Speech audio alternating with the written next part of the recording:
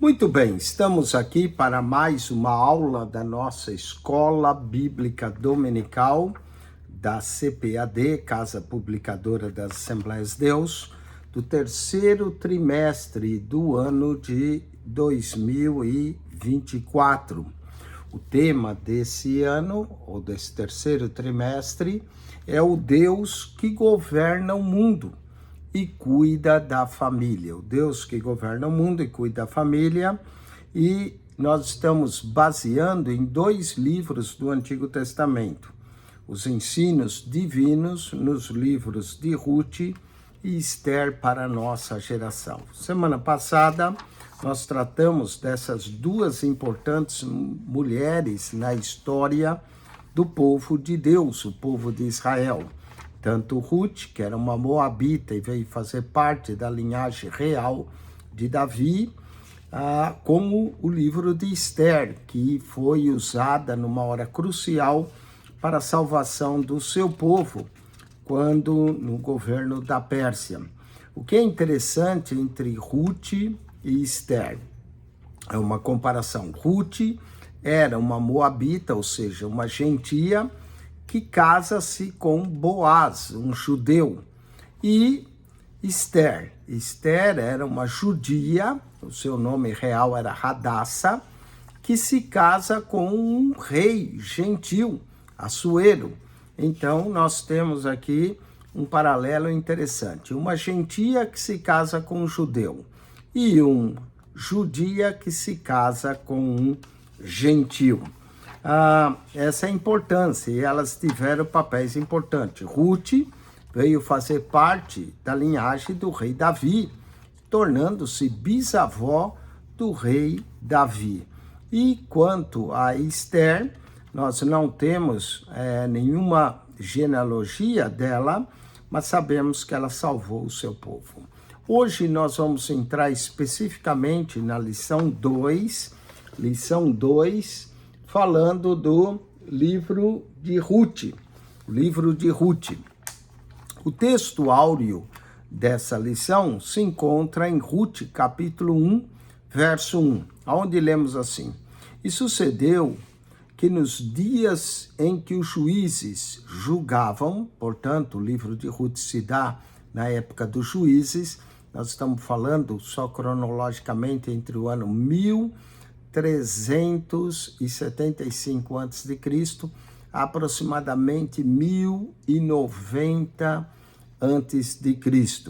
Esse é o tempo do juízo. Sucedeu que nos dias em que os juízes julgavam, houve uma fome na terra. A terra de Israel, de vez em quando, passava por essa fome. Algumas vezes o resultado da fome era devido ao pecado do povo. Então Deus não mandava chuva, havia seca e houve essa fome. Então, vamos lá. E sucedeu que nos dias em que os juízes julgavam, houve uma fome na terra. Pelo que um homem de Belém de Judá saiu a peregrinar nos campos de Moabe. Esse homem de Belém de Judá que saiu a peregrinar, nós vamos ver mais tarde o nome dele. Ele é também antecedente ou ascendente do rei Davi, Elimeleque. Ele saiu para peregrinar nos campos de Moabe. Ele, sua mulher e seus 2 filhos, Ruth 1:1. Qual é a verdade prática desse verso? É que servir a Deus não nos isenta de crises, de fome, por exemplo, como a de Elimeleque. Em qualquer circunstância da vida, o segredo é permanecer fiel a Deus e confiando na providência divina. Vamos então ler mais especificamente o livro de Ruth, capítulo 1, do verso 1 a 5. Presta bem atenção, porque durante esse trimestre nós vamos estar estudando esse livro de Ruth. E eu aconselho a todos os alunos da Escola Dominical que leiam o livro de Ruth. Também quero lhe convidar para acionar o nosso canal no YouTube, onde vai lá naquelas pastas, logo no início, deve ser em torno da pasta de número 40, você vai achar o livro de Ruth. Então, Se você descer todas as partes, você vai encontrar Mateus até o Apocalipse, e depois de Gênesis você encontra o livro de Ruth.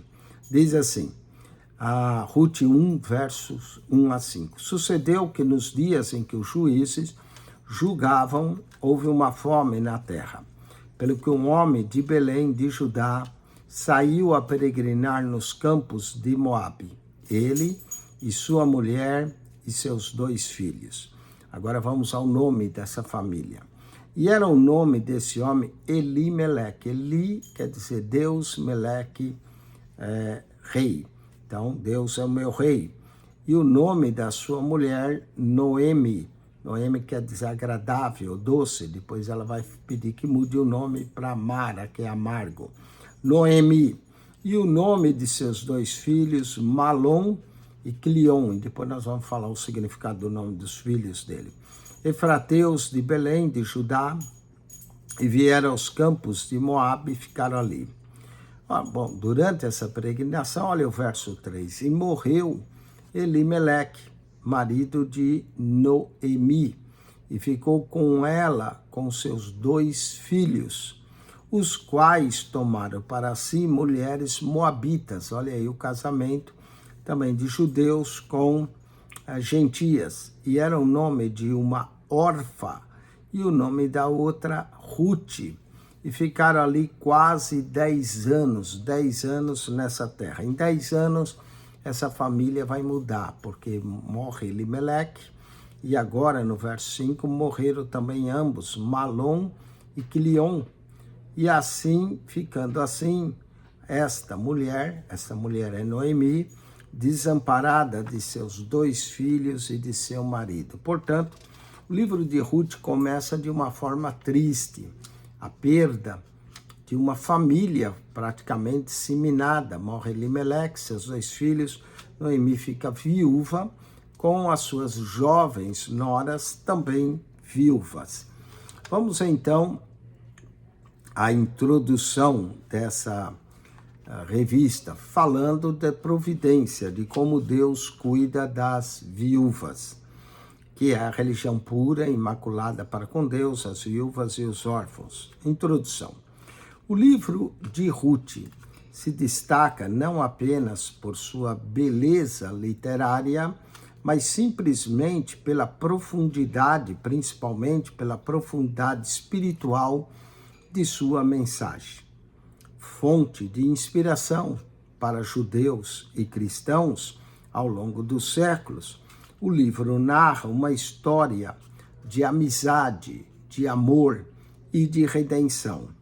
Uma extraordinária demonstração de como o Todo-Poderoso trabalha em meio às crises para cumprir os seus desígnios eternos. Ele, Deus, transforma tristezas em alegrias, perdas em ganhos, derrotas em vitórias. Ruth nos apresenta Jeová Jiré, o Deus que provê, conforme Gênesis 22, 14. Falemos da organização desse livro. Na Bíblia hebraica, o livro de Ruth pertence à terceira divisão ou seção da Tanakh. A Tanakh é a Torá, Navirim, que são os profetas, Torá, instrução, Navirim, profetas, e Ketuvim, que significa escritos. A Bíblia hebraica é composta apenas dos livros do Antigo Testamento, da nossa Bíblia, que nós chamamos Antigo Testamento ou Primeiro Testamento. Essa terceira seção na Bíblia hebraica, Ketuvim, ou agiógrafos no grego, significa os escritos. Portanto, na Bíblia hebraica, a primeira seção é a Torá, que no grego é o Pentateuco, que significa 5 primeiros volumes, Torá, instrução. A segunda é Neevim, que significa profetas, e a última, os escritos.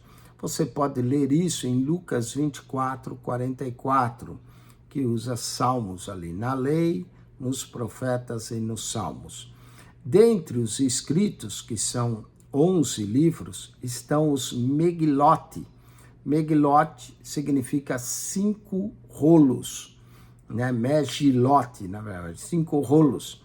Livros que eram curtos e que são lidos publicamente em período de festas judaicas anuais. Os 5 rolos, ou Megilot, são os livros de Cântico dos Cânticos, que é outro livro do amor de Salomão pela Sulamita, considerado um livro feminino também do Antigo Testamento. O livro de Ruth, essa bisavó do rei Davi, moabita, que fez parte da genealogia de Davi e, claro, posteriormente do próprio Cristo. Lamentações, que nos lamenta a queda dos muros e do templo de Jerusalém. Eclesiastes, que nos traz sabedoria para a vida, e o livro de Esther, essa rainha judia, essa judia que se torna rainha no reino da Pérsia.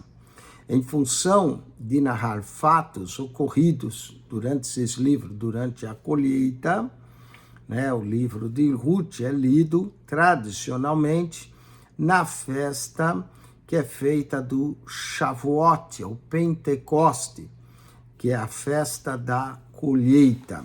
É livro, então, livro de Ruth. Vamos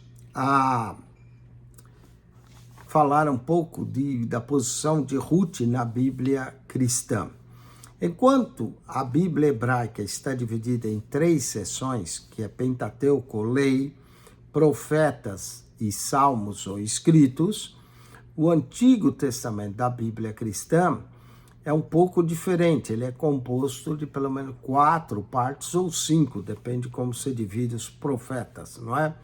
Nós temos na Bíblia cristã o Pentateuco, que é os 5 primeiros volumes de Moisés. Depois nós temos os livros históricos, que vai do livro de Josué, da conquista da terra, até o livro de Esther, envolvendo o cativeiro na Babilônia, seguido pelo reino persa. Depois nós temos livros poéticos, de Jó a Eclesiastes, e os proféticos, sendo que podemos dividir os proféticos ainda em profetas maiores, que tiveram um ministério maior, e profetas menores. Ruth, na nossa Bíblia, no nosso Antigo Testamento, está categorizado como um livro histórico na época dos juízes. Portanto, vem logo após o livro de Juízes. Então, nós temos Josué, Juízes e Ruth. E ele se evidencia como uma história de uma família, e mais tarde, Ruth fazendo parte da história da linhagem real de Davi, e posteriormente, claro, a linhagem de Cristo. Mas Ruth é identificada também por sua extraordinária beleza poética, como é comum na literatura hebraica, essa poesia, esses versos, esse paralelismo, empregando estilo de linguagem própria do hebraico clássico. O autor do livro expõe aspectos subjetivos da vida dos personagens, como a história de Elimeleque, Malom, Quilion e Noemi, depois de Orfa e depois de Ruth, Ruth 1, verso 12 a 21, Ruth 12, 13, Ruth, verso 20, e depois, posteriormente, a história de Boaz, 3, 1, 4, 16. Essa obra, que está organizada em nossas Bíblias em 4 capítulos, somando esses 4 capítulos, 85 versos. Falemos um pouco da autoria e data do livro de Ruth. Há, sim, uma diversidade de opiniões entre os eruditos da Bíblia acerca da autoria e da data do livro de Ruth. Alguns sugerem que talvez o sacerdote Samuel, o juiz, também foi escritor. Samuel é o autor mais provável. Certamente também o livro de Ruth foi escrito na época do rei Davi, porque já contém a genealogia até Davi no final, ou foi adicionado mais tarde no livro. O Talmud, que é o comentário que os judeus fazem da lei, seria que eles chamam de lei oral, Talmud e a nossa Bíblia, a lei escrita. O Talmud é uma obra milenar. Ela começou a ser escrita 200 anos, e nós temos o Talmud palestino e o Talmud babilônico, de regulamentos e tradições de como os judeus entendem a lei. Nesses regulamentos e tradições, eles comentam sobre a autoria do livro e a forma como o autor se refere a Jessé e a Davi parece indicar que o livro é de uma certa contemporaneidade, familiaridade com os personagens. Também no Talmud aponta para Samuel como autor do livro de Ruth, Ruth capítulo 4, verso 17, e Samuel teria escrito também o livro de Juízes. Além disso, as características gerais dessa obra indicam uma atmosfera própria do início do período da monarquia de Israel. Sendo assim, poderíamos datar o livro de Ruth entre o século X a.C.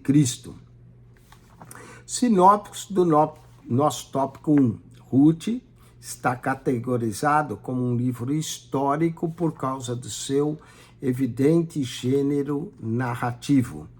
Vamos então ao contexto histórico do livro. Veja que o contexto histórico, logo no verso 1, menciona no tempo dos juízes. Não há certamente uma data precisa para quando ocorreu para os fatos narrados em Ruth. O que sabemos, com certeza, é que ocorre 3 gerações antes do nascimento de Davi. Portanto, é nos dias dos juízes, conforme Ruth 1 e 4, 21 e 22. Além disso, o livro menciona também a lei do levirato, aqui que quando morria um parente, o parente mais próximo deveria possuir a viúva para gerar descendência para o falecido. Esse período dos juízes, ele chega a durar durante 3 séculos, de 1375 a 1090 a.C., quando Saul começa a reinar, seguido por Davi e depois por Salomão, né? Então, são mais, na verdade, de 3 séculos, ok? Que vai o período dos juízes, até que eles pediram um rei. Então, começa aqui com a morte de Josué, por cerca do ano 1375, e se estende até o início da monarquia de Israel, com a ascensão de Saul ao trono em torno de 1050 a.C. Esse período foi marcado por uma grande anarquia e uma profunda apostasia e infidelidade do povo hebreu, que se esquecia de tempos em tempos de Deus e da sua lei. Juízes, capítulo 1, verso 7 ao 19. Uma frase que também identifica essa época sombria do tempo dos juízes é Juízes 17, 1, o último verso do livro de Juízes, que diz: cada qual fazia o que parecia bem ou direito aos seus olhos. Juízes 17, 1, Juízes 21, verso 25. Sem uma sábia direção, o povo perece, é o que diz o livro de Provérbios 11, 14. O que nós podemos ainda falar desse tempo do juiz?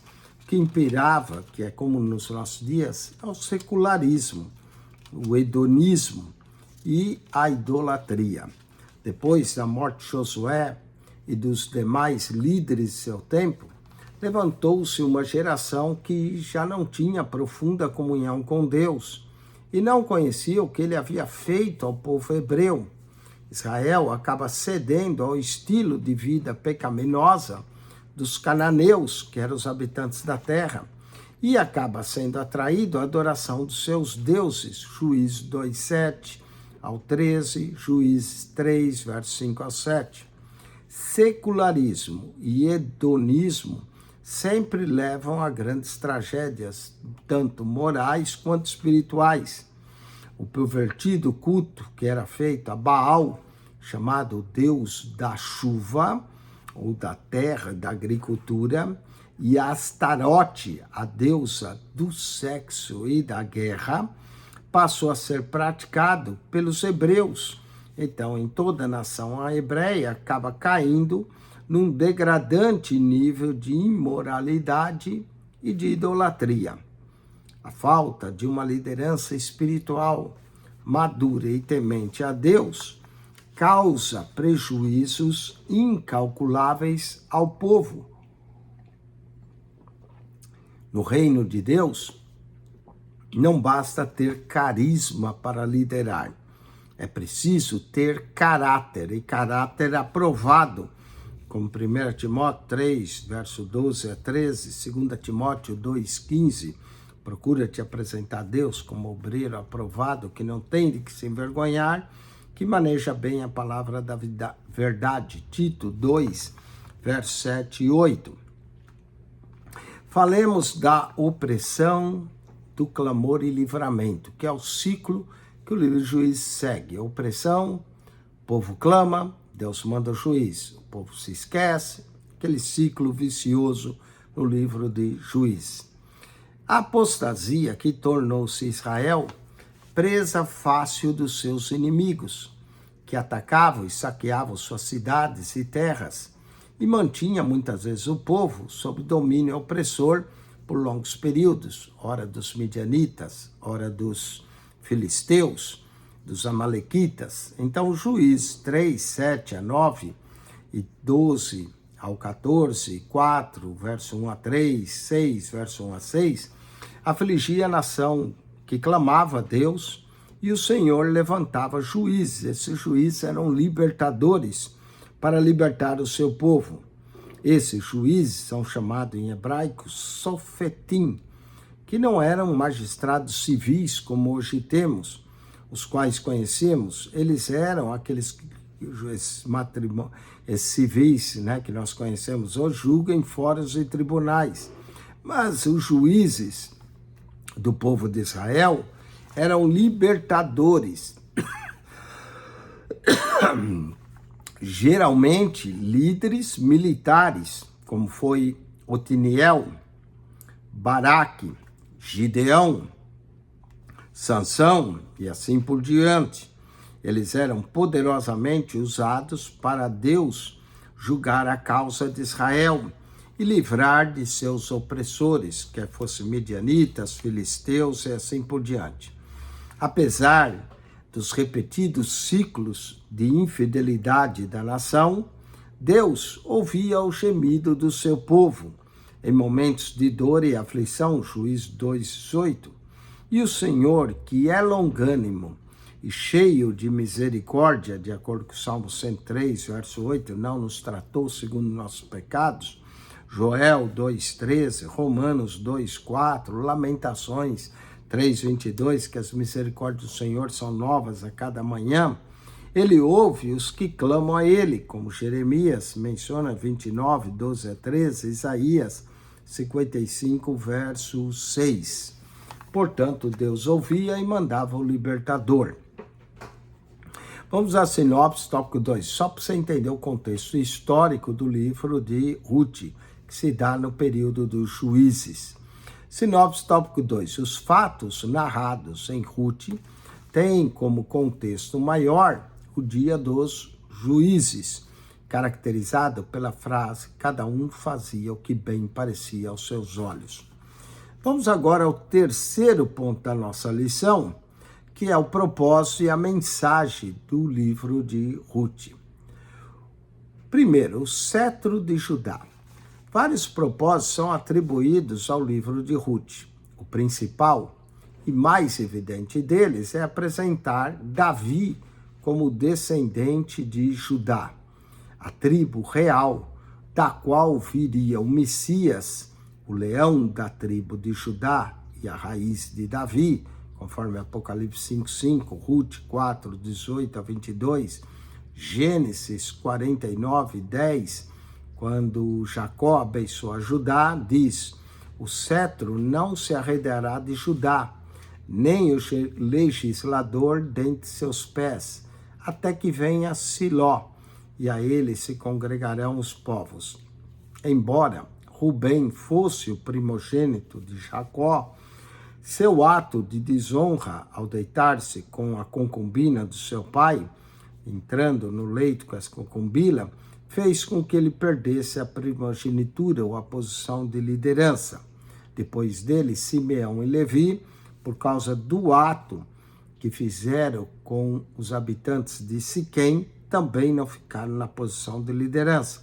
E Judá, o quarto filho, então, parece que adquire a primogenitura, que era a posição de liderança da tribo de Judá.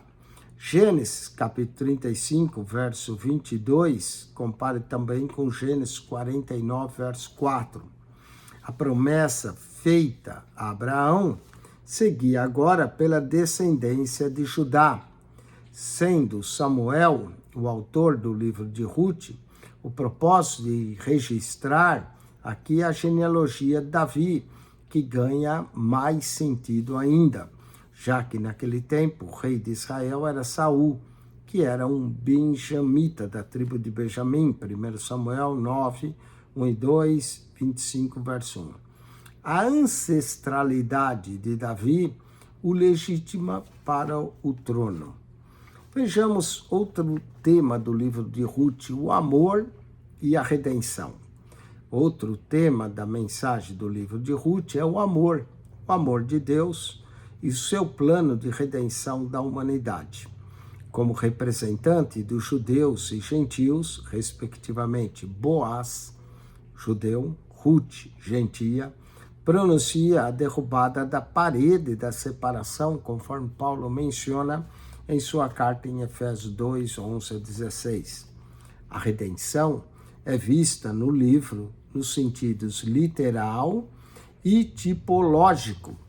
Boaz é o parente remidor de Elimeleque, que vai preservar a descendência de Elimeleque. Mas Boaz também é um tipo de Cristo, nosso Redentor. E Ruth é um tipo da igreja gentia, que acaba casando com Cristo Redentor. Esse é o sentido espiritual e topológico do livro. Isaías, capítulo 59, 20, Lucas 1, 68, Efésios 1, 7 e Tito 2, 14, aponta tudo isso. Vamos quanto à fidelidade e o altruísmo. O livro de Ruth, ele abre para nós uma janela que nos permite ver que nem tudo eram trevas nos dias dos juízes. Havia, nesse dia, um remanescente fiel, que ainda temia a Deus e foi usado por ele para cumprir os seus propósitos. Jó 42, 12. Em um mundo onde a crescente iniquidade e o pecado cresce, o justo vive pela fé. Abacuque 2, 4, Mateus 24, 12 a 13. Outra eloquente mensagem do livro é o valor do altruísmo, em que predominava o egoísmo. Nos dias dos juízes, a maioria vivia segundo seus próprios padrões e interesses. Cada um fazia o que bem parecia aos seus olhos. Juízes 21, 25. Noemi e Ruth destoaram dessa máxima individualista. Sogra e nora, ambas viúvas, não pensaram em si mesmo. O amor não é egoísta. 1 Coríntios 13, verso 5. E Ruth demonstra o seu amor para com sua sogra, acompanhando, dizendo: o teu povo será o meu povo, o teu Deus será o meu Deus. Aonde tu pousares, pousarei eu. Aonde tu passares a noite, ali também. E essa é uma declaração tão linda que alguns usam até em casamento. Ruth 1,16. Vamos a sinopse tópico 3. O cetro de Judá. O amor, a redenção, a fidelidade e o altruísmo são temas que se destacam ao longo do livro de Ruth. Vamos à conclusão dessa lição, dizendo que o livro de Ruth nos ensina que, a despeito da incredulidade e dos pecados do homem, Deus sempre trabalha para cumprir os seus desígnios, sem violar o princípio do livre-arbítrio humano, ou seja, as escolhas que os homens fazem. O Todo-Poderoso conduz a história e executa seu plano eterno de redenção. O livro de Ruth também nos mostra como a fidelidade de Deus se aplica em circunstâncias comuns da vida. Em tudo, ele é fiel. Isaías 64, verso 4. E com isso nós concluímos essa lição introdutória aí ao livro de Ruth. Há muita coisa que nós podemos ainda falar do livro de Ruth, mas nós vamos parar por aqui, porque a semana que vem nós vamos continuar estudando o livro de Ruth com mais afinco. Hoje foi uma introdução, lição 2. Vamos então a essa revisão do conteúdo, perguntando, primeiro, como o livro de Ruth é classificado na Bíblia hebraica? E a resposta é, o livro de Ruth pertence à terceira divisão, ou seção da Tanakh. A Bíblia hebraica, nós temos essa terceira seção, que é o Ketuvim, que são os escritos, ou em grego, hagiógrafos. E Ruth faz parte desses livros. Lembra que na Bíblia cristã é diferente. Vamos à segunda pergunta, e é essa. Como e por que o livro é categorizado na Bíblia cristã? Bom, Ruth na Bíblia cristã é categorizado como um livro histórico, por seu evidente gênero e narrativa. Então, Josué, Juízes e Ruth é como um livro histórico. Terceiro, pergunta, que evidências apontam para a autoria de Samuel do livro de Ruth? Seria a pergunta. Bom, a evidência aqui é o Talmud. O Talmud é uma obra milenar que traz os regulamentos e tradições judaicas e atribui a Samuel a autoria do livro de Ruth. A forma como o autor também se refere a Jessé e Davi parece indicar contemporaneidade e familiaridade com os personagens, e que também aponta para, novamente, Samuel. Ruth 4:17. Qual o contexto histórico do livro de Ruth? Bom, o contexto histórico, conforme nós estudamos, é o tempo do juízo, e o verso 1 declara isso. Quinta e última pergunta, qual é a principal mensagem do livro de Ruth? E vamos à resposta. São vários propósitos atribuídos ao livro de Ruth, mas o principal e mais evidente deles é apresentar Davi como descendente de Judá, que era a tribo real da qual viria o Messias, o leão da tribo de Judá, a raiz de Davi. Apocalipse 5:5 e Ruth 4, verso 18 a 22. Com isso, nós concluímos essa lição introdutória ao livro de Ruth. Lembra que durante esse trimestre nós vamos estudar várias coisas do livro de Ruth. E você, aluno da Escola Dominical, depois dessa lição de hoje, você também deve estudar Ruth e Noemi entrelaçadas pelo amor, lição de número 3. Deus te abençoe em Cristo Jesus. Acione o nosso canal PR Eugênio Piacentini, o canal da Bíblia. PR Eugênio Piacentini, o canal da Bíblia. Subscreva e que Deus te abençoe em Cristo Jesus. Entre no nosso canal, clique naquela foto redonda, vai aparecer um menu, clique no playlist, ali no playlist você vai encontrar um total de 235 pastas com mais 6.600 vídeos para você. PR Eugênio Piacentini, o canal da Bíblia. Subscreva, explore o nosso canal, você vai encontrar bons comentários, vai encontrar ali no canal conhecimento bíblico para enriquecer o seu conhecimento da Bíblia e crescer na graça e no conhecimento do Senhor Jesus. Amém?